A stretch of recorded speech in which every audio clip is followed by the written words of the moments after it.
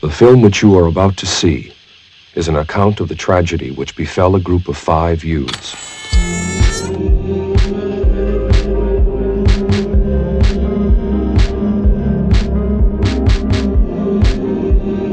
In particular, Sally Hardesty and her invalid brother Franklin. It is all the more tragic in that they were young.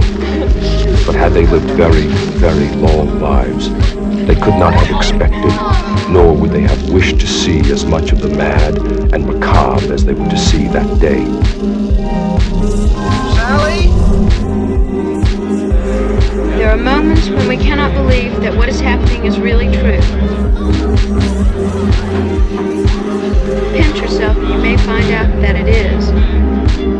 For them, an idyllic summer afternoon drive became a nightmare. The events of that day were to lead to the discovery of one of the most bizarre crimes in the annals of American history.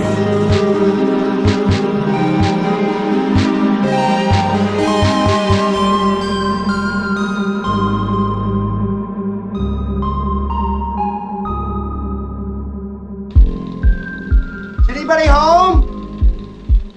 The Texas Chainsaw Massacre.